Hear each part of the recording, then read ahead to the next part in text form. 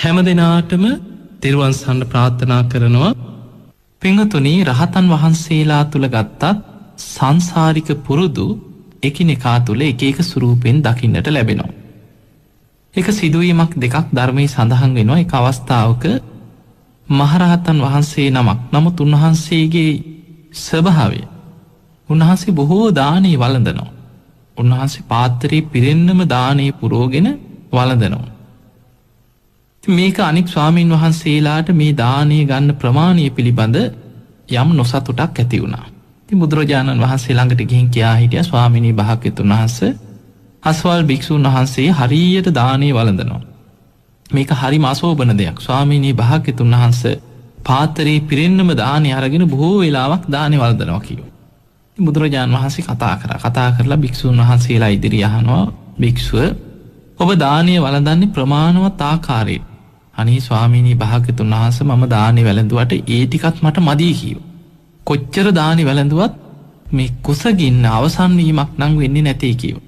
අන්න ඒ වෙලාවේ බුදුරජාණන් වහන්සේ භික්ෂුන් වහන්සේලාට උන්වහන්සේගේ පෙර ජීවිත ගැන විමසලා කියනවා, මහණෙනි මේ භික්ෂුව සාමාන්‍ය කෙනෙක් නෙමෙයි, ඒ නිසා නිନ୍ଦා අපහාස කළ අකුසල් පුරව ගන්න එපා කියනවා. කෙලෙසුන්ගේ මිදිච්ච රහතන් වහන්සේ නමක්. නමුත් ආත්ම භාව 500ක් හස්ති රාජ මහා කුලේ ඇතෙක් වෙලා ඉපදිච්ච කෙනෙක් කියනවා.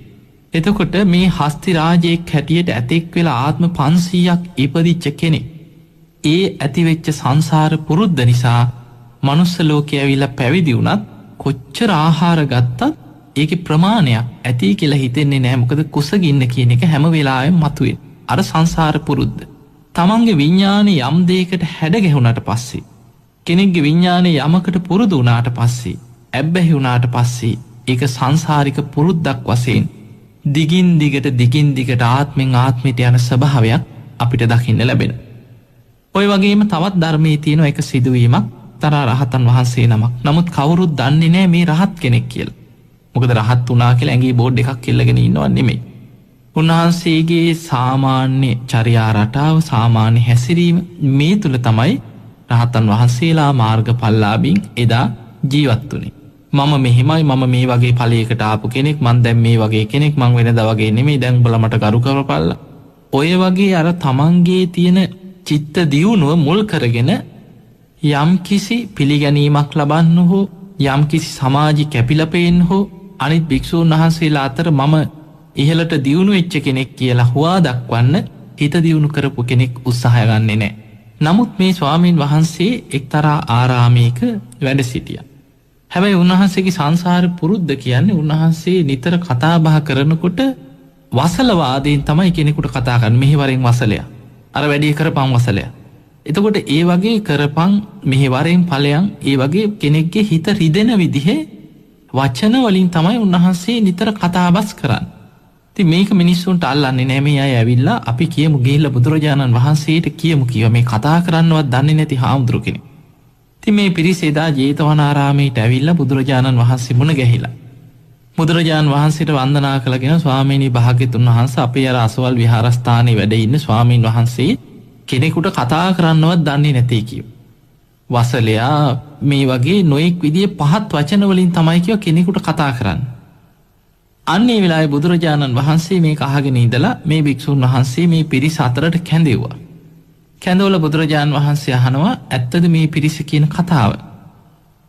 එතකොට මේ භික්ෂුන් වහන්සේ කියන, අනේ ස්වාමීනි භාග්‍යවතුන් වහන්සේ, මගේ හිතේ කිසිම කෙනෙක් ගැන ඇලීමක්, ගැටීමක්, තරහක්, ද්වේෂයක් පිහිටන්නේ නැtei කිව්වා.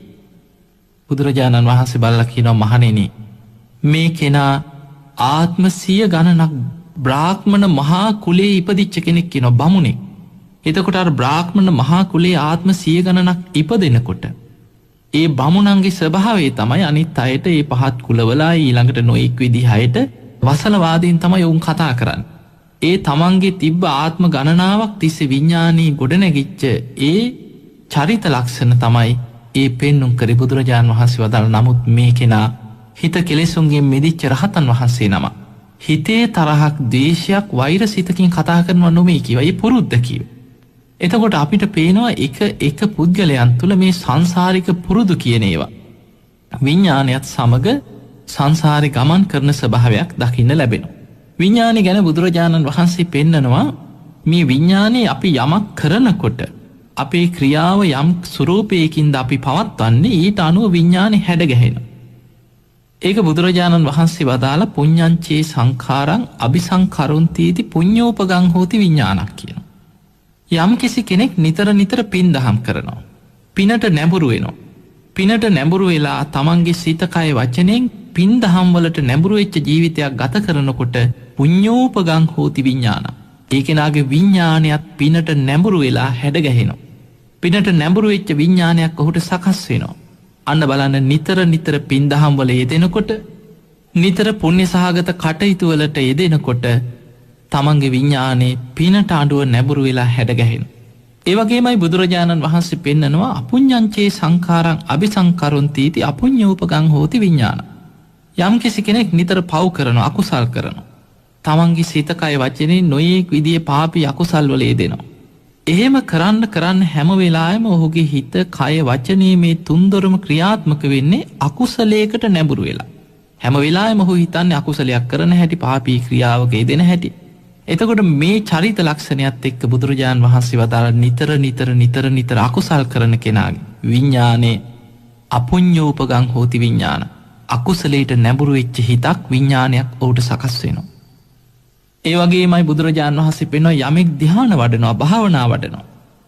නිතර සමාපatti වලට සමවදිමින් ධ්‍යාන වඩමින් වාසය කරනවා නම් ආනිඤ්ඤංචේ සංඛාරං අபிසංකරොන්තිති ආනිඤ්ඤෝපගං හෝති විඤ්ඤාණ. යම් කිසි කෙනෙක් ආනිඤ්ඤාභි සංස්කාර කියන්නේ ධ්‍යාන වඩනකොට ඒ ධ්‍යානයට නැඹුරු වෙච්ච විඤ්ඤාණයක් ඔහුට සකස් වෙනවා. එහෙමනම් අපිට ඊටාම පැහැදිලි පිනක් කරනකොට නිතර පිනේ යෙදෙනකොට පුණ්‍ය සහගත කටයුතු වලම නිතර යෙදෙන කෙනාගේ විඤ්ඤාණය පිනට අනුව හැඩගැහෙනවා. නිතර අකුසල් කරනකොට අකුසලයට නැඹුරු වෙලා කටයුතු කරන කෙනාගේ විඤ්ඤාණය අකුසලයටම නැඹුරු වෙලා හැඩගැහෙනවා. ඒ වගේමයි නිතර සමාධිය වඩනකොට නිතර භාවනා කරනකොට ධ්‍යාන වඩනකොට ඒ කෙනාගේ විඤ්ඤාණය සමාධියට නැඹුරු වෙච්ච විඤ්ඤාණයක් සිතක් ඔහුට ගොඩ නැගෙනවා. හැබැයි මේ සිතුවිලි එක ආත්මිකින් දෙහිකින් අවසන් වෙන්නේ නැහැ. පින්වතුනි කවුරු හරි ඇහුවොත් ඔබට වයස කීයද? අපි කියයි අපිට දැන් අවුරුදු 50 සම්පූර්ණයි දැන් මට 48යි කියයි 30යි කියයි. අපි ආයුෂක් පනවන්නේ මේ විඤ්ඤාණයට නෙමෙයි. විඤ්ඤාණය ඇසුරු කරගෙන පවතින අපේ ශරීරයේ තියෙනවා. මේ මනුස්ස ලෝකේ අපි ඉපදිච්ච දවසේ ඉඳන් මේ කබලින්කාර ආහාරයෙන් පෝෂණය වන ගොරෝසු ශරීරයක් මේ විඤ්ඤාණය ඇසුරු කරගෙන අපි ගොඩනගන. මෙන්න මේ ශරීරයට මේ ආයතන 6කින් යුක්ත මේ ශරීරයට තමයි අපි ආයුෂක් පනවන්නේ. දැන් මට අවුරුදු 50යි කියයි 60යි කියයි 70යි කියයි 80යි කියයි. හැබැයි මේ ශරීරය විඤ්ඤාණය මේ ශරීරය අල්ලගෙන ඉන්නේ తాවකාලිකව මේ ශරීරය අතහැරලා විඤ්ඤාණය තවත් කයක් හොයාගෙන යනවා තව ටික කාලයකින්. එතකොට මේ ශරීරය අතහැරලා යනකොට බුදුරජාණන් වහන්සේ පෙන්වනවා ආයුස්මාච විඤ්ඤාණ ආයුෂත් මේ ශරීරය අතහරිනවා. ඒ ආයුෂ තමයි අපි කියන්නේ අපිට දැන් අවුරුදු 50යි 60යි 70යි. එතකොට කර්මානුරූපීව ගේන ආයුෂ අවසන් වෙනකොට මේ ශරීරයේ තියෙන තේජෝ ධාතුව බැහැර වෙනකොට විඤ්ඤාණය ශරීරයෙන් පහ වෙලා යනවා. විඤ්ඤාණය කර්මානුරූපීව ඇදිලා යනවා තවත් තැනකට. ඊට පස්සේ මේ ශරීරයේ වැඩකට ගන්න බැරි දර කඩක් එක තැනක දිරලා පස් වෙලා ගියා වගේ මහ පොළොවට පස් වෙලා අවසන් වෙනවා. හැබැයි විඤ්ඤාණේ ගමන අවසන් වෙන්නේ නැහැ. විඤ්ඤාණය මේ ශරීරය අල්ලගෙන හිටියේ తాවකාලික නවාතැනක් හැටියට විතරයි. විඤ්ඤාණය මෙතනින් අතහරිනකොටම ඊළඟ චිත්ත පරම්පරාවේ ඊළඟ චිත්තක්ෂණේම තව තැනක අල්ලගෙන තමයි විඤ්ඤාණය මෙතන අතහරින්නේ. අන්න ඒ නිසා මේ විඤ්ඤාණයට ආයුෂ කොච්චරයිද කියලා කවුරු හරි අපෙන් ඇහුවොත් අපිට කියාගන්න පුළුවන් කමක් නැහැ. ලෝතර බුදුරජාණන් වහන්සේ පවා උන්වහන්සේ ජීවිතේ ආපස්සට විමසලා බැලුවා කවදාද මේ ලෝකේ සත්‍යයන් හටගත් කෙලවරක් හොයන්න පුළුවන්ද? ආත්ම 100,000 ගණනින් උන්වහන්සේ ආපස්සට බලාගෙන ගියා. කල්ප ගණන් සංවට්ට විවට්ට කල්ප ගණන් මේ විශ්වය ඇති වෙලා පැවතිලා නැති වෙලා යන කල්ප දහස් ගණනින් දසදහස් ගණනින් උන්වහන්සේ ආපස්සට විමසුවා. ඒ හැම තැනකම හැම ආත්මයකම කවුරු හෝ නමකින් කවුරු හෝ පුද්ගලයෙක් හැටියට එක්ක සත්වයෙක් හැටියට නිරිසතෙක් හැටියට පෙරේතෙක් අමනුෂයෙක් හැටියට මේ ලෝකේ මේ තල 31කින් යුක්ත මේ ලෝක ධාතුවේ යම් තැනක ඉපදීමක් තියෙනවා. එනිසා උන්වහන්සේ දේශනා කරනවා අනමතග්ගෝ යම් භික්කවේ සංසාරු.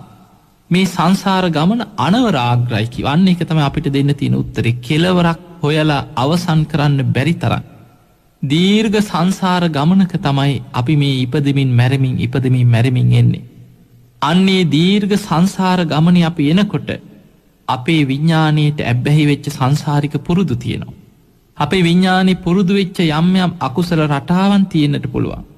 අන්නේවෙන් වැළකීලා අපේ විඥානේ කුසල සහගත මාර්ගයට යොමු කරගෙන කුසලයේ තුල දියුණු කරලා පින තුල යොදවලා අපි උත්සාහෙන් වීරියෙන් තමයි පුණ්‍යවන්ත රටාවකට මේ විඥානේ හුරු කරගන්නට තියෙන්නේ. පින්වතුනි සංසාර පුරුදු මේ විඥානයත් එක්ක එනවා වගේම පෙර කරපු අකුසල් මේ විඥානයත් එක්කම බැඳිලා දිගට සංසාරේ ගමන් කරනවා. ඔබ අහලා ඇති අපරාපරිය වේදනීය අකුසල් ගැන. නිවන් දකින්නකන් සංසාරේ පස්සෙන් පන්න විපාක දෙන අකුසල් කොටසක් බුදුරජාණන් වහන්සේ පෙන්නනවා. එතකොට අපිට පේනවා නිවන් දකින්නකම්ම සංසාරේ පන්න විපාක දීදී එන දීර්ඝ අකුසල් එනවා නම් කොහොමද මේ අකුසල් එන්නේ? නිකන් අහසේ පාවෙලා එනවා නෙවෙයි. මේ විඥානය කියන එක තනියෙන් පවතින්නේ නැහැ කියලා බුදුරජාණන් වහන්සේ බීජ සූත්‍රයේදී පෙන්නනවා. බුදුරජාණන් වහන්සේ සංයුක්ත නිකායේ බීජ කියන සූත්‍රයේදී කන්ද සංයුක්තේ බුදුරජාණන් වහන්සේ වදාළා මහණෙනි රූපයෙන් තොරව වේදනාවෙන් තොරව සංඥාවෙන් තොරව සංස්කාරවලින් තොර තනිව පවතින විඥානයක් ගැන හෝ තනිව ගමන් කරන විඥානයක් ගැන හෝ තනිව විපුල භාවයකට පත්වෙන විඥානයක් ගැන හෝ බුදුරජාණන් වහන්සේ බුදු ඇසින්වත් ලෝකේ දකින්නේ නැහැ කියලා. එහෙමනම් අපිට මේ බුද්ධ දේශනාවෙන් පැහැදිලි වෙනවායි විඥානේ යම් තැනක තියෙනවා නම් ඒ විඥානේ පවතින්නෙම රූපයක් ඇසුරු කරගෙනමයි. ස්පර්ශයෙන් ඇතිවෙන විඳීමක් ඇසුරු කරගෙනමයි විඥානේ පවතින්නේ. ඒ වගේම සංඥාව හඳුනා ගැනීමක් ඇසුරු කරගෙනයි විඥානේ පවතින්නේ. ඒ වගේම සංස්කාර ඇසුරු කරගෙනයි විඥානේ පවතින්නේ. මොනවද මේ සංස්කාර කියන්නේ? ඇහි ස්පර්ශය නිසා ඇතිවන චේතනාව. කනේ ස්පර්ශය නිසා පහළ වෙන චේතනාව. නාසයේ ස්පර්ශයෙන් පහළ වෙන චේතනාව. දිවේ ස්පර්ශයෙන් පහළ වෙන චේතනා. කයේ ස්පර්ශයෙන් පහළ වෙන චේතනා.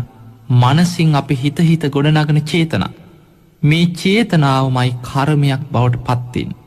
බුදුරජාණන් වහන්සේ දේශනා කරනවා චේතනාහම් භික්ඛවේ කම්මං වදා. මහණෙනි චේතනාව කර්මයයි කියලා බුදුරජාණන් වහන්සේ වදාලා. එහෙමනම් මෙන්න මේ චේතනාවත් විඥානේ ඇසුරු කරගෙනයි කියන පවතින. විඥානේ රූපයෙන් තොර වේදනාවෙන් තොර සංඥාවෙන් තොර සංස්කාරවලින් තොර විඥානයක් බුදුරජාණන් වහන්සේ බුදු ඇසින්වත් දකින්නේ නැහැ කියන ඒ කාරණේ තේරුම තමයි විඥානේ හැම වෙලාවෙම රූප වේදනා සංඥා සංස්කාර ඇසුරු කරගෙනයි පවතින්නේ. මෙන්න මේකම තමයි අපි තවදුරටත් විග්‍රහ කරලා ගන්නේ නාම රූප නිසා විඥානේ හටගන්නවා කියන කාරණේ. නාම රූප පච්චා විඥානං විඥාන පච්චා නාම රූපං. මේ විදිහට අපි කතා කරනවා විඥානය නිසා නාම රූප ඇති වෙනවා. ඒ ඇති වෙන නාම රූප විඥානය ඇසුරු කරගෙන පවතිනවා. එහෙමනම් අපිට තේරෙනවා මේ තනියෙන් හිතක් විතරක්. දැන් විඥානය කියන එක අපි තේරුම් ගත්තොත් මජ්ක්‍ධිම නිකායේ වේදල්ල කියලා සූත්‍ර දේශනාවක් තියෙනවා. මේ සූත්‍ර දේශනාවේදී විඥානය කියලා කියනවා. විඥානය කියන්නේ මොකකටද කියලා. මේ මහරහතන් වහන්සේලා අතර ඇතිවෙච්ච ධර්ම සාකච්ඡාවක්.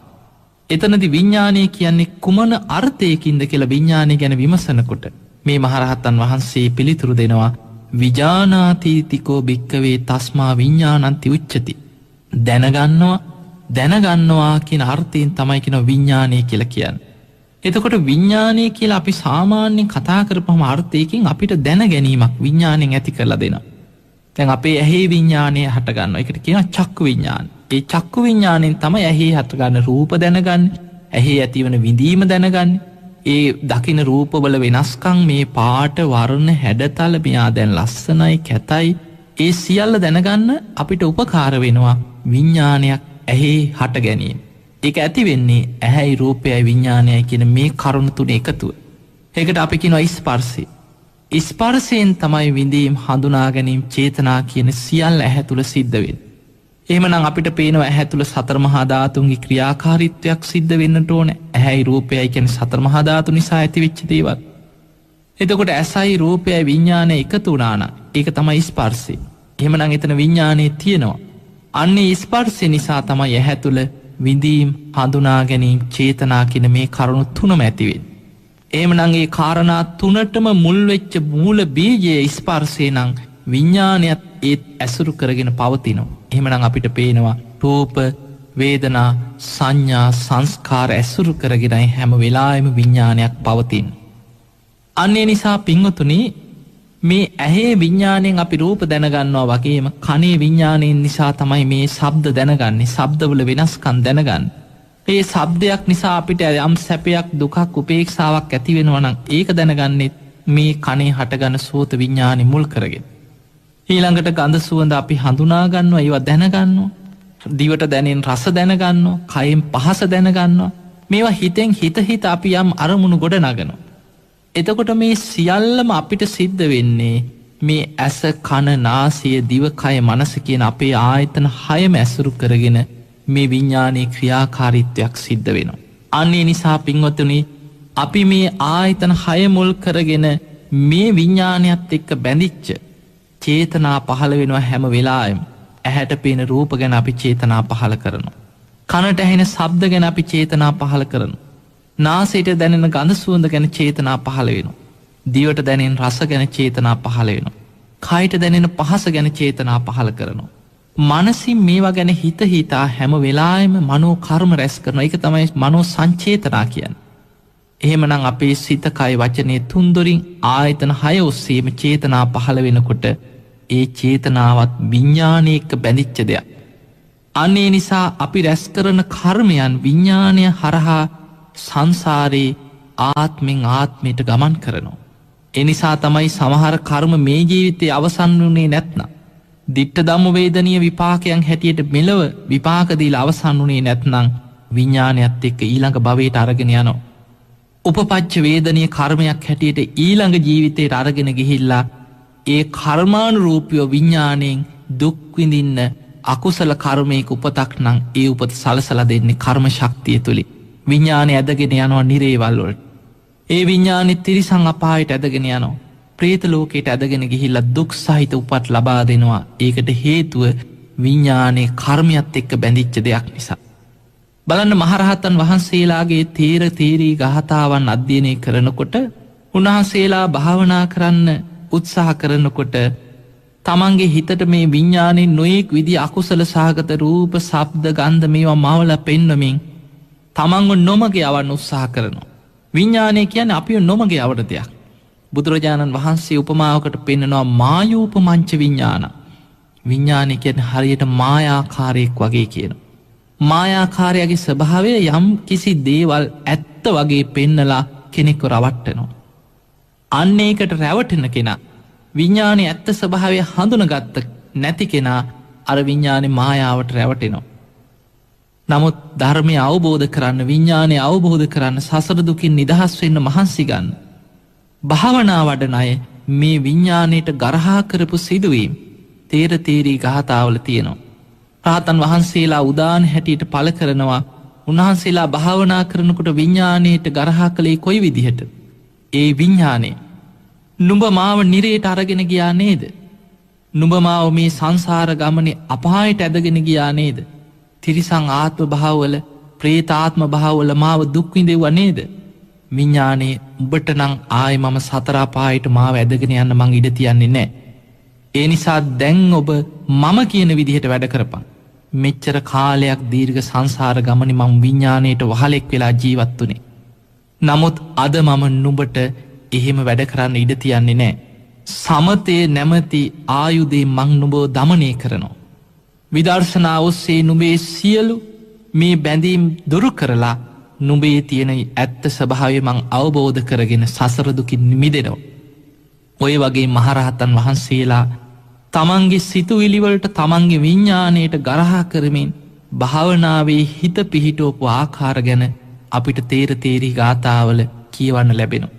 එතකොට අපිට පේනවා මේ විඥාණය අරගෙන යනවා කර්ම ශක්තිය විසින් අපායවල වලට, නිරේවල් වලට, තිරිසන් ලෝක වලට අරගෙන ගිහිල්ලා ඒ දුක් විඳින උපත් සලසලා දෙන්නේ අර සංසාරිකව ගමන් කරන විඥාණයත් එක්ක යන සසර පුරුදු නිසා. ඒ කර්ම ශක්තිය නිසා. පින්වතුනි මොගලන් මහරහතන් වහන්සේ ගැන හිතන් හොරුන්ගේ පහරදීමක් මතයි උන්වහන්සේට පිරිනිවන් පාන සිද්ධ වුණේ. උන්වහන්සේ භාවනා කර කර ඉන්නද්දි පළවෙනි වතාවේ උන්වහන්සේ වැඩ හිටිය කුටිය මේ හොරු වට කරලා කුටියේ දොර කඩලා උන්වහන්සේට පහර දෙන්න සූදානම් වෙච්ච වෙලාවේ උන්වහන්සේ බොහොම 이르දිමත් භික්ෂුන් වහන්සේලා අතරින් අග්‍රම කෙනා. උන්වහන්සේ 이르දියෙන් දැක්කා.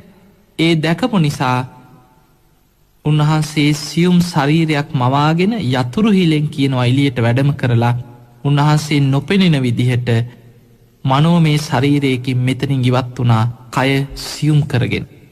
හොරු දොර කඩලා බැලුවා උන්වහන්සේ පේන්නේ නැහැ. යමල්ලා යන්න කියලා මේ පිරිස ගියා. හැබැයි එදා නතර වුණේ නැහැ.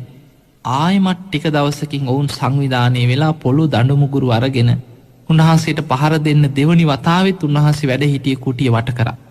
එදා කුටියේ දොර කඩන්න සූදානම් වෙනකොට උන්වහන්සේ සැනින් සමාපත්තියකට සමවැදිලා පියස්සෙන් අහසට පැන නැගලා වහලින් තමයි අහසට පැන නැගලා අහසින් වෙනත් ප්‍රදේශයකට වැඩම කරා. දෙවනි වතාවෙත් උන්වහන්සේ බේරුණා.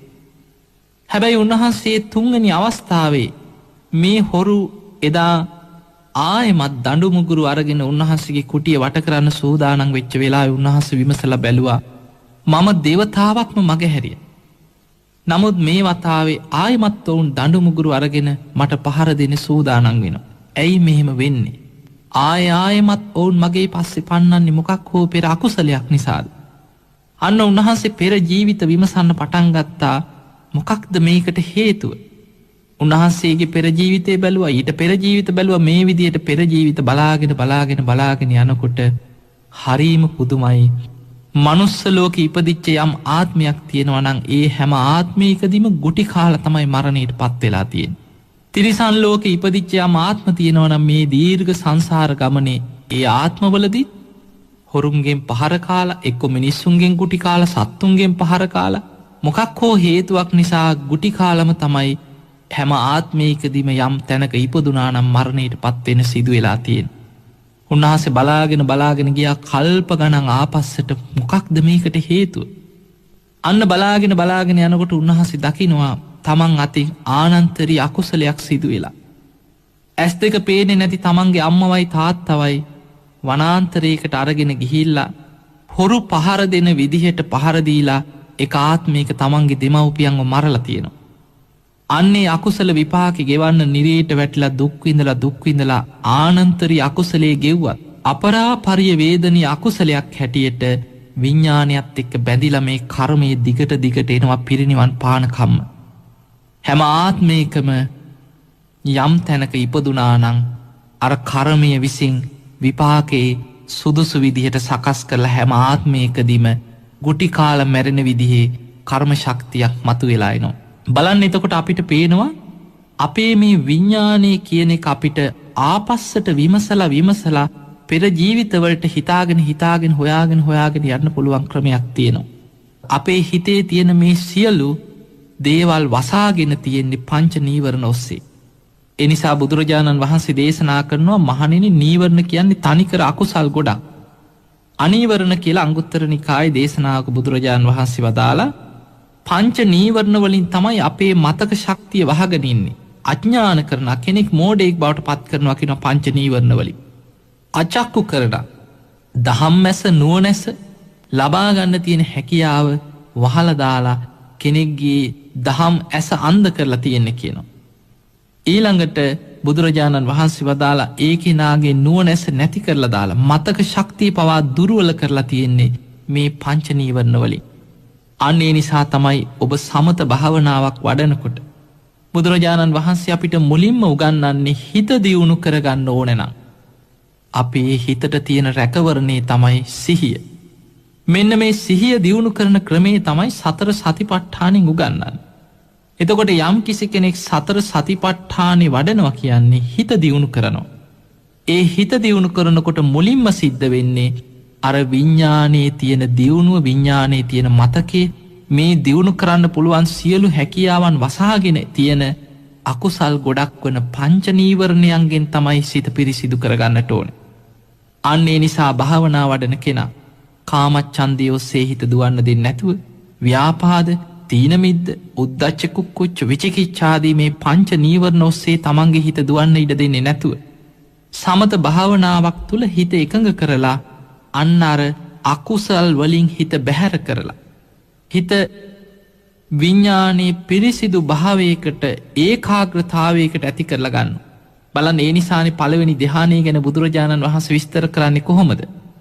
මේ පළවෙනි ධ්‍යානය ඇති කරගත්ත කෙනාගේ ඒ ධ්‍යානය ගැන විස්තර කරන්නේ සමාධියක් ඇති වුණා කියන්නේ ඒ කෙනා විතක්ක විචාර ප්‍රීති සුඛ ඒකාග්‍රතාව ඇති කාමයන්ගෙන් වෙන් වෙලා විවිච්ඡේව කාමේහි විවිච්ඡේව අකුසලේහි ධම්මේහි අකුසල ධර්මයන්ගෙන් වෙන් වෙච්ච සවිතක්කං සවිචාරං විවේකජං ප්‍රීති සුඛං විතක්ක විචාර ඇති ප්‍රීතිය සැපේ ඒකාග්‍රතාවය ඇති පළවෙනි ධ්‍යානය ලබාගෙන වාසය කරනවා කියනවා.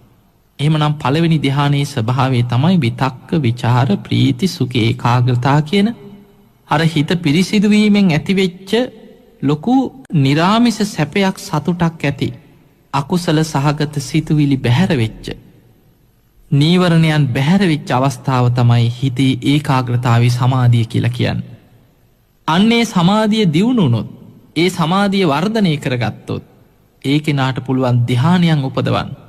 ඒ ධ්‍යාන ඉහළට දියුණු කරලා පළවෙනි ධ්‍යානයේ දෙවෙනි ධ්‍යානයේ තුන්වෙනි ධ්‍යානයේ හතරවෙනි ධ්‍යානයේ දක්වා හිත දියුණු කරා කියන්නේ විඤ්ඤාණයේ තියෙන බොහෝම පිරිසිදු තත්ත්වයක්. ඉහළ දියුණුවක් පවිත්‍රත්වයක් ඇති කරගෙන චිත්ත ඒකාග්‍රතාවයක් දියුණු කරගත්ත.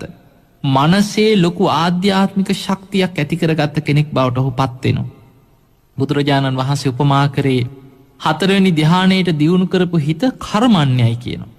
රන් කරුවෙක් රත්තරන් හොඳට පිරිසිදු කරලා පෙරාපු රත්තරන් වලින් ඔහුට ඕනෑම විදිහේ හැඩතල වලින් යුක්ත රත්තරන් නිර්මාණ කරන්නට පුළුවන්. ඔහුට මාලයක්ද කරාඹුවක්ද මුද්දක්ද තමන් කැමති දෙයක් ලස්සනට කැටයම් කරලා නිර්මාණය කරන්න පෙරාපු රත්තරන් පිරිසිදු රත්තරන් වලින් තමයි රන්කරුව නිර්මාණයන් කරන්න. අන්නේ වගේ තමයි කියනවා පංච නීවරණ යටපත් කරලා සමාධියක් ඇති කරගත්ත කෙනාගේ හිත ධ්‍යාන දක්වා දියුණු කරලා ගත්තා කියන්නේ හරියට පෙරාපු රත්තරන් වගේ කර්මන්නේ වූ හිතක් කියන තමන්ට තියෙන. අන්නේ හිතෙන් ඒ විඤ්ඤාණය තුලින් ආපස්සට බලන්න පුළුවන්. අන්නේ හැකියාව බුදුරජාණන් වහන්සේ පෙන්වා පුබ්බේ නිවාසානුස්සති ඥානෙ. මම පෙර ජීවිතේ කවුරු වෙලාද හිටියේ? එතනිනුත් එහාට බලනවා ඊළඟ ජීවිතේ මං කවුරු වෙලාද හිටියේ? මේ විදිහට ආපස්සට විමසලා එක ආත්මයක් දෙකක් නෙමෙයි. කල්ප ගණන් ආපස්සට බලන නුවණක් ඇති කරගන්න. එහෙම නුවණක් උපදවන්න පුළුවන් වෙන්නේ මේ විඤ්ඤාණය කියන එක සංසාරේ දිගින් දිගට චිත්ත පරම්පරාවක් හැටියට එක පෙළට ගමන් කරගෙන යනවා. කෙනෙකුට මෙහෙම කියනකොට හිතෙන්න පුළුවන් එහෙමනම් ඔය එකම විඤ්ඤාණයද? ඇත්තටම එකම විඤ්ඤාණය කියලා කියන්න බැරි හේතුව තමයි විඤ්ඤාණය කියන්නේ චිත්තක්ෂණයක් පාසා වෙනස් වෙවි ආයමත් හටගනිමින් යන්නේ. හැබැයි එකම චිත්ත පරම්පරාවක එකම වැලක පුරුක් හැටියට එක විඤ්ඤාණයක් හටගෙන පැවතිලා නිරුද්ධ වෙනකොට ඒකෙම ඊළඟ විඤ්ඤාණය හටගන්නවා. එතකොට එකම චිත්ත ධාරාවක් චිත්ත පරම්පරාවක් හැටියට තමයි මේ දීර්ඝ සංසාර ගමනේ මේ විඤ්ඤාණය ආවේ. අන්නේ නිසා ආපස්සට විමසගෙන මේ විඤ්ඤාණය ඔස්සේ ආපස්සට බලාගෙන යන කෙනෙකුට තමන් ගෙවාගෙන ආපු දීර්ඝ සංසාර ගමනේ ස්වභාවය තමන්ටම සිහිනුවණින් අත්දැකලා වටහා ගන්න ඥානයක් උපදවා ගන්න පුළුවන්. අන්නේ ඥානය තමයි පුබ්බේ නිවාසානුස්සති ඥානය හැටියට බුදුරජාණන් වහන්සේ ධර්මයේ උගන්වන්නේ. එහෙමනම් පින්වතුනි අපිට පේනවා මේ විඤ්ඤාණය යම් තැනක බැස ගන්නවද? ඒ විඤ්ඤාණයට පුළුවන් ඒ විඤ්ඤාණය යම් තැනකට ඇදිලා ගියාට පස්සේ ඒ ස්ථානයේ ඇසුරු කරගෙන විඤ්ඤාණය තමන්ට අවශ්‍ය ශරීරයක් සකස් කරනවා. හැම වෙලාවෙම විඤ්ඤාණය තනිව ගමන් කරන්නේ නැහැ. රූප වේදනා සංඥා සංකාර ඇසුරු කරගෙන යන විඤ්ඤාණයට පැවැත්මට අවශ්‍ය විදිහේ ඕනම විදිහේ ශරීරයක් විඤ්ඤාණය හදාගන්න. දැන් ඔබ හිතන්න මව් කුසෙන් ඔබ ඉපදුනේ කොහොමද? මව් කුසක විඤ්ඤාණයක් පැමිණිලා මේ කලලයක් නිර්මාණය වෙන ආකාරය ගැන දීඝනිකායේ මහා නිදාන සූත්‍රයේ බුදුරජාණන් වහන්සේ බොහෝම ලස්සනට විස්තර කරනවා. බුදුරජාණන් වහන්සේ වදාළා දෙමව්පියන් සරු දෙමව්පියන් වෙන්නට ඕන. ඒ දෙමව්පියන්ගේ එකතු වීම මත කලලයක් නිර්මාණය වෙනවා. මෙන්න මේ මව් කුසක නිර්මාණය වෙන කලලයට අන්නේ කලලේ කියන්නේ සතර මහා ධාතුන්ගෙන් හටගත්ත ශ්‍රාවයක්. එතකොට විඤ්ඤාණයට පුළුවන් ඇවිල්ලා මේ කර්මානුරූපීව මව්කුසක උපදින්න පිනක් කරලා තිබ්බොත් විතරයි අර කර්මයෙන් තමයි විඤ්ඤාණය එතනට ඇදගෙන එන්නේ. මොකද විඤ්ඤාණේ කර්ම ශක්තියත් එක්ක සංස්කාරات එක්ක බැඳිලා තියෙන්නේ. එතකොට මව්කුසයේ ජීවත් වෙන්න මිනිස්සෙක් හැටියට ලෝකේ උපදින්න තරම් පිනක් පුණ්‍ය කර්ම රැස් කරලා තිබ්බොත් ඒ කර්මයේ විසින් විඤ්ඤාණය අරගෙන එනවා මව්කුසට. අන්න විඤ්ඤාණය මව්කුසේ බැසගත්තට පස්සේ විඤ්ඤාණය මොකද කරන්නේ? අර මව්කුසේ තියෙන ඒ කලලේ ඇසුරු කරගෙන තමන්ට අවශ්‍ය විදිහේ ශරීරයක් නිර්මාණය කරනවා. ඒක බුදුරජාණන් වහන්සේ වදාළම් ආනන්දය විඤ්ඤාණයක් මව්කුසේ බැස්සට පස්සේ ඒ මව්කුසේ තියෙන සතර මහා ධාතු ඒ කලලේ තියෙන සතර මහා ධාතු උපයෝගී කරගෙන නාම රූප හැටියට වැඩිලා ආයතන හයක් හදාගන්න. විඤ්ඤාණ පච්චයා නාම රූපං නාම රූප පච්චයා සලආයතන. විඤ්ඤාණය යම් තැනක බැස්සට පස්සේ එතන නාම රූප වැඩිලා ආයතන හයක් තමයි සකස් කරගන්නේ. ඇස කන නාසය දිව ශරීරය මනසින් යුක්ත ආයතන හයකින් යුක්ත ඔන්න දරුවෙක් මව්කුස තුල නිර්මාණය කරගන්න. මේ දරුවා නිර්මාණය වෙන්නේ කර්ම ශක්තියත් ඇතුව. අන්න ඒ නිසා තමයි එකම දෙමව්පියන්ට දාව උපදින දරුවන් අතර කෙනෙක් බොහෝම උගත් කෙනෙක් බවට පත් වෙනවා. කෙනෙක් ඊටාම මෝඩ මන්දබුද්ධික සිහි කල්පනාව නැති කෙනෙක් බවට පත් වෙනවා. කෙනෙක් බොහොම ලස්සන තමන්ගේ ශරීර අවයවයන්ගේ හොඳ ක්‍රියාකාරීත්වයක් ඇති නිරෝගී කෙනෙක් හැටියට උපදිනකොට ඒ පවුලෙම කෙනෙක් අංගවිකල අබ්බගාත සමහර වෙලාවට ඇවිද ගන්න බැරි තමන්ගේ ඇස කන නාසය ආදී ඉන්ද්‍රියන් ක්‍රියා විරහිත වෙච්ච ක්‍රියාත්මක වෙන්නේ නැති මේ විදිහේ ශරීරවල යම් යම් දුර්වලතා ඇති දරුවන් හැටියට උපදිනවා. එතකොට මේ විදිහට එකම පවුලක 10 දෙනෙක් ගත්තොත් එකම දෙමව්පියන්ගේ එකතු වීමක් තුලින් හැදිච්ච කලලයකින් මේ දරුවන් නිර්මාණය වුණත් එකිනෙකා තුල තියෙන එකිනෙක චර්යා රටාවන් එකිනෙකා තුල තියෙන එකිනෙක ආසාවන් එකිනෙකාගේ ශරීරවල ස්වභාවය වෙනස්. ඇයි මෙහෙම සිද්ධ වුනේ? අන්න ඒකට හේතුව තමයි විඤ්ඤාණය අරගෙන ආපු සංසාර පුරුදුවල තියෙන වෙනස්කම්. මේ සංසාරේ දිගින් දිගට ආපු කර්ම ශක්තියත් එක්ක බැඳිච්ච විඤ්ඤාණේ තියෙන වෙනස්කම්.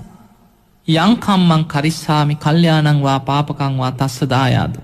යම් කර්මයක් සංසාරේ රැස් කරගත්තා නම් ඊට අනුව තමයි දායාදී හැටියට තමන්ට සංසාරේ සැප දුක් ආදී මේ සැප සම්පත් ලැබෙන්නේ හෝ නොලැබෙන්නේ.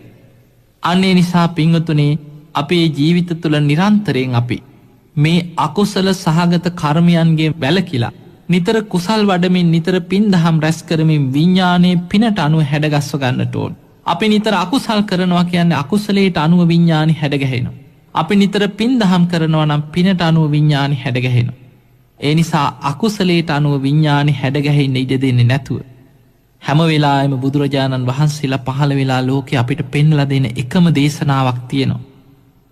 බුදුරජාණන් වහන්සේගේ මුළු ධර්මයේම කැටි කරලා එක ගාථාවකට ගත්තත් අපිට දකින්න තියෙන්නේ සබ්බ පාපස්සකරණ සියලු පාපී අකුසල් වලින් වළකින්න කියනවා. කුසලස්ස උපසම්පදා කුසල් වඩන් පින් දහම් කරන් සචිත්ත පරියෝදප්පනන් තමන්ගේ හිත දමනය කරගන්න. ඒතම් බුද්ධානුශාසනං. අන්න ඒකයි බුදුරජාණන් වහන්සේලාගේ අනුශාසනා. එහෙමනම් අපිට පේනවා සබ්බ පාපස්සකරණම් පාපී අකුසල් වලින් වළකිනකොට ඒ අකුසලයෙන් වැළකෙනවා කියන්නේ කුසල් වඩනවා කුසලස්ස උපසම්පදා. එහෙනම් අකුසලයට අනුව විඤ්ඤාණය හැඩගැහෙන්න දෙන්නේ නැතුව අකුසල් වලින් වැළකීලා කුසල් වඩනකොට පිනට නැඹුරු වෙච්ච පුඤ්ඤාභි සංස්කාර වලින් යුතු පුඤ්ඤෝපගං හෝති විඤ්ඤාණං පිනට නැඹුරු වෙච්ච විඤ්ඤාණයක් ඔබ තුල හැඩගැහෙනවා. ඔබ තුල සකස් වෙනවා. හැම වෙලාවෙම ඔබ හිතන්නේ යහපත් දෙයක් කරන්නේ කොහොමද? හොඳ දෙයක් කරන්නේ කොහොමද? කෙනෙකුට පිහිට වෙන්නේ කොහොමද? මෛත්‍රිය කරුණා මුදිතාදී ගුණධර්මයන්ගෙන් යුක්තව ජීවත් වෙන්නට ඕන. නිතර පින් දහම් කරන්නට ඕන. සිල්වත් වෙන්නට ඕන. බණ භාවනා කරන්නට ඕන. ඒ වගේ සිතුවිලි නිතර හිතමින් ඒ වගේ සිතුවිලි වලම කටයුතු කරන තමන්ගේ සිත කය වචනයෙන් නිතර පින් දහම් රැස් කරන කෙනාගේ විඤ්ඤාණය පිනට අනුව හැඩගැහිලා වර්ධනය වෙනවා. බුදුරජාණන් වහන්සේ පෙන්නනවා ඒ විතරක් නෙමෙයි. සචිත්ත පරියෝදපණං තමන්ගේ හිත දමනය කරන්න. හිත දමනය කරනවා කියන්නේ අර පිනට අනුව නැඹුරු කරපු විඤ්ඤාණය පිනට අනුව නැඹුරු කරලා ගත්ත හිතේ තියෙනවා අකුසල් ගොඩක්. ඒ තමයි පංච නීවරණ. මෙන්න මේ පංච නීවරණ නැමැති අකුසල් ටික යටපත් කරලා හිත දියුණු කරලා හිත දමනය කරනවා කියන්නේ නීවරණ යටපත් කරලා අර විඤ්ඤාණයේ තියෙන ශක්තිය විඤ්ඤාණයේ තියෙන පිරිසිදු භාග හිතේ තියෙන ප්‍රභාස්වර භාවය මතු කරලා දියුණු කරලා චිත්ත දියුණුවක් ඇති කරගෙන අන්නේ දියුණු කරන ලද හිතෙන් විඤ්ඤාණයේ යථා ස්වභාවය විමසන්න කියනවා. පින්වතුනි අපි කොයිතරම් මේ විඤ්ඤාණය අනිත්‍යයි මේ රූපය අනිත්‍යයි වේදනා අනිත්‍යයි සංඥා අනිත්‍යයි සංස්කාර අනිත්‍යයි කියලා ඕක කොච්චර හිත හිටියත් අපේ හිතේ අභ්‍යන්තරයේ තියෙන අකුසල් ප්‍රහාණය වෙන්න නම් අපි නිකන් ඕක හිත හිටියා කියලා අකුසල් ප්‍රහාණය වෙන්නේ නැහැ. ඒක යම් දැනුමක් විතරක් අපිට ලැබෙනවා. යම් කිසි වැටහීමක් ලැබෙනවා.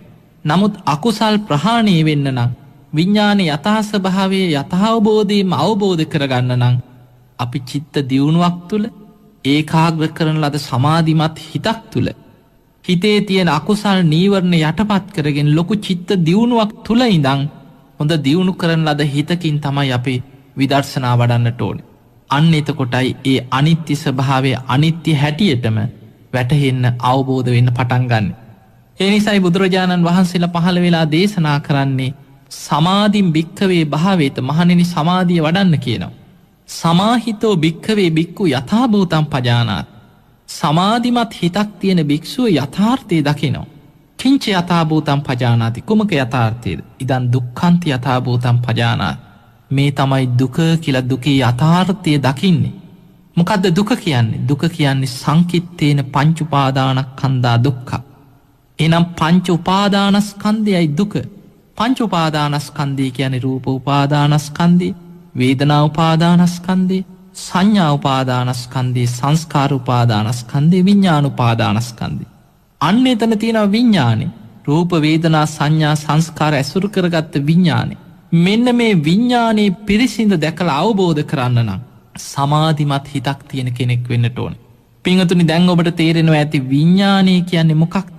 විඤ්ඤාණය කියන්නේ අවබෝධ කළ යුතු දුක්ඛාරි සත්‍යයට අයිති දෙයක්. විඤ්ඤාණය කියන්නේ අවබෝධ කළ යුතුයි. විඤ්ඤාණය කියන්නේ දුකට අයිති දෙයක්. විඤ්ඤාණය කියන්නේ අවබෝධ කළ යුතු දුක්ඛාරි සත්‍යයට අයිති දෙයක්. හැබැයි මේ දුක කියන එක විඤ්ඤාණය අවබෝධ කරන්න පුළුවන්කම තියෙන කාටද? සමාධිමත් හිතක් තියෙන කෙනෙකුට. ඒ වගේමයි බුදුරජාණන් වහන්සේ වදාළ සමාධිමත් හිතක් තියෙන කෙනා දුක්ඛ සමුදය. දුක්ඛ සමුදය තමයි මේ පංච උපාදානස්කන්ධය ගැන ඇතිවන අවිද්‍යාව තණ්හාව නිසා හැදෙන පටිච්ච සමුප්පාද ගමන. මෙන්න මේ දුක්ඛ සමුදය ප්‍රහාණය කළනවා. ඒක තමයි දුක්ඛ සමුදයේ තියෙන කෘත්‍ය. අවිද්‍යාව ප්‍රහාණය වුණා කියන්නේ අවිද්‍යාව නිසා හටගන්න තණ්හාව ප්‍රහාණය වෙනවා. තණ්හාව ප්‍රහාණය වුණා නම් තණ්හා නිරෝධා උපාදාන නිරෝධෝ බැඳී යාම නිරුද්ධ වෙනවා. උපාදාන නිරෝධා භව නිරෝධෝ ආයමත් විපාක පිණිස කර්ම සකස් වෙන්නේ නැහැ. භව නිරෝධා ජාති නිරෝධෝ කර්මයක් සකස් වෙන්නේ නැත්නම් ආයමත් උපතක් පිණිස විඥානයක් ගමන් කරන්නේ නැහැ. කර්මයේ විසින් විඥානය ආයමත් ඇදගෙන යන්නේ නැහැ. ඇයි? විපාක පිණිස කර්ම සකස් වීම නිරුද්ධ වෙනකොට විඥානි බුදුරජාණන් වහන්සේ වදාළ හරියට පහන් සිලක් නිවිලා යනවා වගේ එතන නිරුද්ධ වෙලා යනවා. එතකොට මෙන්න මේ தත්ත්වය ඇති කරගන්න පුළුවන් වෙන්නේ සමාධිමත් හිතක් තියෙන කෙනෙකුට විතරයි. ඊළඟට බුදුරජාණන් වහන්සේ වදාලා මේ තණ්හාව නැතිවීම කියන එක නිවන සමාධිමත් හිතක් තියෙන කෙනා සාක්ෂාත් කරගන්නට ඕන. ඒක තමයි දුක්ඛ නිරෝධේ තියෙන කෘත්‍ය. දැන් දුක කියන්නේ අවබෝධ කළ යුතු දෙයක්. දුක්ඛ සමුදය කියන්නේ ප්‍රහාණය කළ යුතු දෙයක්. දුක්ඛ නිරෝධ ආර්ය සත්‍ය කියන්නේ සාක්ෂාත් කළ යුතු දෙයක්. නිවන කියන එක සාක්ෂාත් කරන්නට ඕන. ඒක සාක්ෂාත් කරන්නට තියෙන්නේ මේ ධර්මය විමසලා අවබෝධ කිරීමෙන්මයි. ඊළඟට බුදුරජාණන් වහන්සේ වදාලා මාර්ගය කියන්නේ සීල සමාධි ප්‍රඥා වශයෙන් වැඩි යුතු දෙයක්. මේ ඔක්කොම කරගන්න තියෙන්නේ මේ චතුරාර්ය සත්‍ය දුක අවබෝධ කරන්න නම්, තණ්හාව ප්‍රහාණය කරන්න නම්, නිවන සාක්ෂාත් කරන්න නම්, මාර්ගයේ සීල සමාධි ප්‍රඥා වශයෙන් වඩන්න නම් මේ සියලු දේ කරන්න ලැබෙන්නේ කාටද? සමාහිතෝ භික්ඛවේ භික්ඛු යථාභූතං පජානාති. සමාධිමත් හිතක් තියෙන භික්ෂුව තමයි කියනවා යථාර්ථයම මේක දැකලා අවබෝධ කරගන්න. අනේ නිසා පින්වතුනි හිතේ සමාධියක් ගොඩ නගනවා කියන්නේ මේ විඤ්ඤාණය ඔබේ හිත වසාගෙන තියෙන පංච නීවරණයන් යටපත් කරලා හිත දියුණු කරලා චිත්ත ඒකාග්‍රතාවයක් ඇති කරගෙන දියුණු හිතක් ඇති කරගන්න. ඒ නිසා මෙන්න මේ විඤ්ඤාණය පිරිසිදු කර ගැනීම, අපිට මේක වතුර වලින් හෝදලා පිරිසිදු කරන්න පුළුවන් කමක් නෑ. උදේ හවස නෑවත් කරන අකුසල් මත විඥානය අපිරිසිදු වෙනවා. බුදුරජාණන් වහන්සේ භික්ෂූන් වහන්සේලාගේ මේ කායික පිරිසිදුකම ලස්සනට ඉන්නවද, හොඳට සිවුරු හෝදනවද, ඕව නෙමෙයි බුදුරජාණන් වහන්සේ අහන්නේ. කොතනකවත් භික්ෂූන් වහන්සේ නමක් මුණ ගැහුණාට පස්සේ කොහොමද අද මුණ හේදුවද, දත් ටික මැද්දද, සිවුරු හෝදලා දැන්දේ, ඕව බුදුරජාණන් වහන්සේ විමසන්නේ නැහැ. බුදුරජාණන් වහන්සේ හැම වෙලාවෙම ශ්‍රාවකයන්ගේ බලාපොරොත්තුනේ හිතේ තියෙන පිරිසිදු භාවය. ඒ නිසා බුදුරජාණන් වහන්සේ ශ්‍රාවකයන්ට නිරන්තරයෙන් උපදෙස් දුන්නේ සබ්බ පාපස්සකරනම් පාපී අකුසල් වලින් වළකින්න. කුසලස්ස උපසම්පදා කුසල් වඩන්න. සචිත්ත පරියෝදපනන් තමන්ගේ හිත දමනය කරගන්න. අන්න ඒකයි බුදුරජාණන් වහන්සේලාගේ අනුශාසනා. දැන් අපි ගත්තහම මේ වර්තමානය වෙනකොට අපිට දකින්න ලැබෙනවා මේ සියදිවි නසා ගැනීම වේගෙන් වර්ධනය වෙවී යන ස්වභාවය. පින්වතුනි, යම් කිසි කෙනෙක් සියදිවි නසාගන්න පෙළඹෙනවා, හිතනවා, ඒකට උත්සාහ කරනවා කියන්නේ ඒව පවා බොහෝ වෙලාවට සංසාර පුරුදු හැටියට ගමන් කරනවා. අපිට ධර්මයේ දකින්න ලැබෙනවා සමහර අය ආත්ම 100 ගණන් එක දිගට සියදිවි හානි කරගත්ත අය. එවැනි අය සමහර වෙලාවට පැවිදි වෙලා පැවිදි වෙච්ච ජීවිතවල සියදිවි නසා ගන්න. තමන්ගේ ජීවිතේ හානි කරගන්න. ඒ නිසා මේ සියදිවි නසා ගැනීම කියන එක සංසාර පුරුද්දක් හැටියට මේ විඤ්ඤාණයත් එක්ක දිගින් දිගට ගමන් කරනවා. අන්නේ නිසා එවැනි නරක පුරුදු කියන ඒවා අපිට උත්සාහෙන් වීරියෙන් තමයි දමනය කරලා හිත දමනය කරන්න තියෙන්නේ. මේ හිත දමනය කරන්න තියෙන එකම ආයුධය තමයි සිහිය දියුණු කිරීම. හිතට තියෙන රැකවරණේ තමයි සිහිය. හැබැයි මේ සිහිය අපි දියුණු කරගත්තේ නැත්නම් අර විඤ්ඤාණයේ වසාගෙන තියෙන අකුසල් වලින් විඤ්ඤාණයේ තියෙන සිහි කල්පනාවක් නැති කරලා, විඤ්ඤාණයේ තියෙන සියලු දියුණු කරන්න පුළුවන් චිත්ත ශක්තිය නැත්තර නැති කරලා ඔබ පිස්සෙක් බවට පත් කරන්න පුළුවන්. ඔබ සිහි කල්පනාව නැති මානසික රෝගියෙක්, උමතු කෙනෙක් බවට පත් කරන්න පුළුවන්. ඔබ හිතන්න හොඳට වැඩ කරපු මිනිස්සු, සමාජ ඉහළ නිලතල දරාගෙන රැකී රක්ෂාවන් කරපු මිනිස්සු, උපාධිධාරීන් අද කොච්චර ඉන්නවද පිස්සු හැදිච්ච අය. අද බොහෝ දෙනෙක් වයසට යන්න මරණාසන්න වෙන්න හිත දියුණු කරලා නැත්නම් සිහි කල්පනාව දුර්වල වෙනවා. අර විඤ්ඤාණයේ තියෙන දියුණු කළ හැකි හැකියාවන් සියල්ල නැති කරගෙන සිහි කල්පනාව නැතුව තමයි බොහෝ දෙනෙක් මරණයට පත් වෙන්නේ. ඒ නිසා පින්වතුනි, අපේ හිත පිරිසිදු කර ගැනීම, හිත දියුණු කිරීම, මේ හිත දමනය කිරීම, හිත රැක ගැනීම ඔබ විසින්ම උත්සාහයෙන් වීරියෙන් කරගත යුතු දෙයක්. බුදුරජාණන් වහන්සේලා පහළ වෙලා පෙන්නලා දෙන්නේ මෙන්න මේ කාරණේ. දැන් බලන්න ඔබ කය පිරිසිදු කරන්න කොච්චර උත්සාහ ගන්නවද කියලා. ඔබ උදේ නැගිටපු ගමන් කරන්නේ දුවගෙන ගිහිල්ලා ඇස්වල පිරීලා තියෙනවා නම් කබ මේ කබ ටික කඩලා, ඊළඟට නාසයේ තියෙන හොටු ටික සුද්ධ කරලා, දත් ටික ඉක්මනට කුණු කෙල ගඳ යන්න මැද ගන්නවා. ඊළඟට මූණ කට හොදගෙන සබන් දාලා පිරිසිදු වෙනවා. ඇඳුමක් පවා දහඩිය වලින් දුඟද වුණා නම් ඔබ මේ ඇඳුම හොදලා කය පිරිසිදු කරගන්න උත්සාහ ගන්න. තමන් ලස්සන වෙන්න, කය ලස්සන කරගන්න හිතාගෙන කොයි තරම්නම් වියහියදම් කරමින් මහන්සි වෙනවද? හැබැයි මේ කයේ ස්වභාවය කොච්චර අපි උත්සාහ කරත් අපිට මේ කය පවත්වන්න තියෙන ඊටාම කෙටි කාලයක් විතරයි. ලෙඩ වෙනවා, ජරා ජීර්ණ වෙනවා, වයසට යනවා, කෙස් ටික පැහෙන එක, හම රැලි වැටෙන එක, දත් ටික වැටෙන එක, ශරීරයේ ජරා ජීර්ණ වෙලා මරණයට දවසින් දවස ලං වෙන එක කාටවත් වළක්ව ගන්න පුළුවන් කමක් නැහැ. කය වයසට යනවා, දුර්වල වෙනවා, ජරා ජීර්ණ වෙනවා. යම් දවසක මේ කය අතහැරලා ගියාට පස්සේ විඤ්ඤාණි බැහැර මේ ශරීරයේ කුණු වෙලා වැඩකට ගන්න බැරි දර කඩක් වගේ එක තැනම කුණු වෙලා යනවා. කවුරුත් කෙනෙක් මැරුණාට පස්සේ අනේ මේ මගේ අම්මා නේද, මේ මගේ බිරිඳ නේද, මේ මගේම දරුවා නේද කියලා මලකුණ ගෙදර තියාගන්නේ. අඬා හරි ගිහිල්ලා සොහනකට විසි කරලා දාලා එනවා. දැන් නිකන් හිතන්න හරකෙක් වගේ සතෙක් නම් ගොම ටික හරි ගෙදර ප්‍රයෝජනෙට ගන්නවා. නමුත් මිනිස්සෙකුගේ මේ ශරීරේ හැම කොටසක් නිකන් හිතන්න මිනි අලු ටිකක් වත්තකට වීස්සා කියලා කොච්චර බය වෙනවද කියලා. එතකොට අපිට පේනවා මේ ශරීරේ කිසිම වැඩකට නැති දේවල් තමයි මේ ශරීරය ඇසුරු කරගෙන හැම තැනම පවතින. හැබැයි අපේ මේ ශරීරය ඇසුරු කරගෙන පවතින හිත ඔබ දියුණු කරගන්න උත්සාහ ගත්තොත්, මේ හිතේ තියෙන නීවරණ යටපත් කරලා, අකුසල් යටපත් කරලා චිත්ත දියුණුවක් ඔබ ඇති කරගත්, ඔබේ සිහිය දියුණු කරගත්තොත්, ඔබ අකුසලෙන් වැළකීලා කුසල් වඩන, හිත දමනය කරන කෙනෙක් බවට පත් වුණොත්, අන්න ඔබ දියුණු කරගත්ත, පිරිසිදු කරගත්ත හිත තමයි ඊළඟ භවයට යන්නේ. අන්නේ නිසා සංසාරි දිගින් දිගට හිත වඩන කෙනා, හිත දමනය කරන කෙනා, ධර්මය පුරුදු කරන කෙනා ඒවා පාරමී ධර්ම හැටියට සංසාර එකතු කරන. පිංහතුනි ඔබ හිතන්න බුද්ධත්වය කරා පාරමී ධර්ම පුරාගෙන යන කෙනෙක්. අසංකීය 4කුත් කල්ප ලක්ෂයක් අපි සරණගේ බුදුරජාණන් වහන්සේ පාරමී ධර්ම පුරාගෙන සංසාරය ගමන් කර. ඊළඟට අග්‍රශ්‍රාවකයන් වහන්සේලා අසංකීයකුත් කල්ප ලක්ෂයක් පෙරුම් පුරාගෙන සසර ගමන් කරනවා. පසේ බුදුරජාණන් වහන්සේලා අසංකීය දෙහිකුත් කල්ප ලක්ෂයක් පාරමී පුරනවා. මාර්ගඵලලාභීන් පවා සංසාරේ දිගින් දිගට පාරමී ධර්ම රැස් කරගෙන තමන්ගේ හිත පිරිසිදු කරගනිමින් තමයි නිවන් මාර්ගයට තමන්ගේ විඤ්ඤාණය හැඩගස්වගන්නේ. එතකොට මේ නිවනට හැඩගැහිච්ච විඤ්ඤාණයක්, නිවන් මගට යොමු වෙච්ච විඤ්ඤාණයක් කියන්නේ පාරමී කියලා අපි කතා කරන්නේ මොනවද? දාන පාරමිතාව. නිතර දන් දෙමින් පින් කරමින් පිනට අනුව දානයට නැඹුරු කරලා හැඩගස්ව ගන්න විඤ්ඤාණයක්. ඊළඟට සීල පාරමිතාව කියන්නේ සීලවන්ත ජීවිතයක් ගත කරනවා, කය වචනේ සංවර කරගෙන සිල්වත් වෙනවා. ඒ සීලේ පුරුද්දක් හැටියට තමන්ගේ ජීවිතේ විඤ්ඤාණයත් එක්ක සසරේ ගමන් කරනවා. සීලමේ පුරුද්ද, නෛෂ්ක්‍රම්‍ය, පංචකාමයන් අතහැරීම.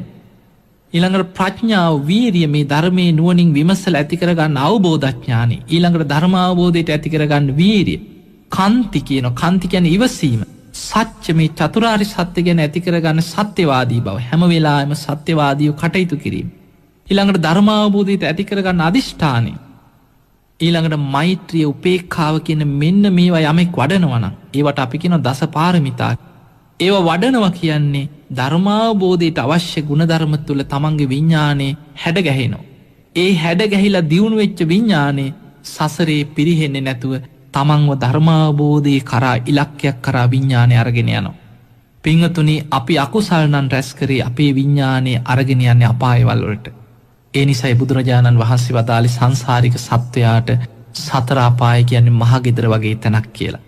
අකුසල් කරමින් සංසාරේ ජීවත් වෙන කෙනා, හිත පිරිසිදු කරගත්තේ නැති කෙනා, අකුසලයට නැඹුරු වෙච්ච විඤ්ඤාණයක් හැඩගස්ව ගත්ත කෙනාගේ විඤ්ඤාණය හැම වෙලාවෙම නිරයට, තිරිසන් ලෝකයට, പ്രേත ලෝකයට ඇදිලා යන ස්වභාවයෙන් යුක්ත සතර අපායේ මහගෙදර කරගත්ත ජීවිතයක් තමයි ඔහුට තියෙන්නේ. නමුත් සසරේ නිතර පින් දහම් කරමින් පිනට අනුව විඤ්ඤාණය හැඩගස්ව ගත්ත කෙනා, පාරමී ධර්ම හැටියට පින් දහම් රැස් කර ගනිමින් ධර්මාවබෝධය ඉලක්ක කරගෙන ජීවත් වෙන කෙනාගේ විඤ්ඤාණය පිනට නැඹුරු වෙනවා. පුඤ්ඤෝපගං හෝති විඤ්ඤාණ. පිනට නැඹුරු වෙච්ච විඤ්ඤාණයක් හැඩගැහෙනකොට ඔහුව හැම වෙලාවෙම තමන්ගේ පින විසින් අරගෙන යන්නේ තව තවත් පාරමී ධර්ම දියුණු කරගෙන ධර්මාවබෝධයට යන මාර්ගයක, සුගතිගාමී මාර්ගයක ඔබ අරගෙන යනවා. අන්නේ නිසා දිව්‍ය මනුස්ස ලෝකවලට ඔබ වැදගෙන යන්නේ අර තමන් රැස් කරගත්ත, පිරිසිදු කරගත්ත හිතේ තිබ්බ පුණ්‍ය ශක්තිය, කර්ම ශක්තිය විසින්. අන්නේ නිසා පින්වතුනි, ඔය සියල්ල හොඳට සිහි කරලා දැඩි අදිෂ්ඨානයක් ඇති කරගන්න. අපේ ජීවිත දවසින් දවස, මොහොතින් මොහොත, ෂණයෙන් ෂණේ මරණය කරා ළඟා වෙනවා. මේ බණහන ඔබ සියලු දෙනාම සෝතාපන්න ඵලයට පත් වෙලා නැත්නම් දැන් මරණයට පත් වෙලා ඔබව නිරේට ඇදගෙන යන ආශ්‍රව ඔබේ හිත අභ්‍යන්තරේ තියෙනවා. දැන් මරණයට පත් වෙලා ඔබව තිරිසන් ලෝකේ, පෙරේත ලෝකේ ඇදගෙන යන කෙලෙස් ආශ්‍රව ඔබේ විඤ්ඤාණය ඇතුලේ චිත්ත අභ්‍යන්තරේ කර්ම ශක්තියත් එක්ක අපායගාමී ආශ්‍රව ඔබ තුල තියෙනවා. ඒ නිසා මම දැන් මැරුණොත් කොහේ යයිද කියන කාරණේ ඔබ ඔබගෙන් අහන්න. අහලා ඔබ අප්‍රමාදීව අකුසල් ප්‍රහාණය කරමින් කුසල් දියුණු කරගනිමින් ධර්මාවබෝධයට නැඹුරු වෙච්ච හිතක් වර්ධනය කරගන්න. ධර්මාවබෝධයට නැඹුරු වෙච්ච පුරුදු, තමන්ගේ ජීවිතය තුළ යහපත් කල්පනාව, යහපත් වචන, යහපත් පුරුදු ඇති කරගත්තොත් අන්න විඤ්ඤාණය මේ පුරුදු තමයි සංසාර ගමනේ ඔබව ධර්මාවබෝධය කරා අරගෙන යනකොට සසරේ දිගින් දිගට අරගෙන යන්නේ. සංයුත්ත නිකායේ බොජ්ජංග සංයුත්තේ තියෙන බුද්ධි අපරිහානී සූත්‍රය කියලා. ධර්මාවබෝධයේ පිණිස නුවණින් විමසලා ඇති කරගන්නා පුරුද්ද, වර්ධනය කරගන්න ඥානය සසරේ ආත්මෙන් ආත්මයට තමන් අරගෙන යනවා කියනවා. ඒවා පිරිහෙන්නේ නැහැ කියනවා. ඒ නිසා තමයි සාරිපුත්ත මහරහතන් වහන්සේ අසංකීයකොත් කල්ප ලක්ෂයක් ප්‍රඥාවන්තයන් අතර අගතනතුරු ලබලා ප්‍රඥාවන්ත කෙනෙක් බවට පත් වෙන්න නුවණ විමසමින්, නුවණ වඩමින්, ප්‍රඥා පාරමිතාව පුරුදු කරමින් ආපු කෙනාගිට ගාථාවේ පද දෙක ඇහෙනකොට සෝතාපන්න වෙන්න තරම් ප්‍රඥාව කොච්චරනම් දියුණු වෙලා තිබුණාද සංසාරේ වැඩිච්ච. අන්න ඒ නිසා පින්වතුනි, ඔබේ ජීවිතය තුලත් ඔබ අප්‍රමාදීව මේ සද්ධහා සීල සුතතියාග ප්‍රඥාදී ගුණධර්ම දාන සීල නෛෂ්ක්‍රම්‍ය ප්‍රඥා වීරි ආදී මේ පාරමී ධර්මයන් දියුණු කරගන්න. යහපත් ගුණධර්ම පුරුදු කරගන්න. අන්න එතකොට සියලු බුදුරජාණන් වහන්සේලා ඔබට පෙන්ලා දෙන අනුශාසනා සබ්බ පාපස්සා කරන පාපී අකුසල්වලින් වැලකිලා අකුසලයට නැඹුරු වෙච්ච විඤ්ඥානයක් හැඩගැහෙනෙ ඔබට නවත්ත ගන්න පුළුවන්. කුසලස් උපසම්පදා නිතර කුසල් වඩමින් පුඤ්ඥූපගං හෝති විඤ්ඥානයක් පිනට නැඹුරු වෙච්ච විඤ්ඥානයක් ඔබ තුළ පුරුදු කරගන්න පුළුවන්. ඔබේ හිත දමනය කරගෙන ඔබටත් මේ බුද්ධ ශාසනය තුළ ධර්මාවබෝධයම ලබන මාර්ගය විවර කරගන්නට පුළුවන්. එහෙමනං ඔබ හැම දෙනාටම මේ ලැබිච්ච මනුස්ස ජීවිතය අවසන් වෙන්න කලින් අප්‍රමාදීව අකුසල් ප්‍රහාණය කරගෙන කුසල් දියුණු කරගෙන ධර්මයම අවබෝධ කරගන්න වාසනාව උදාවේවා කියලා අපි ආශිර්වාද කරනවා.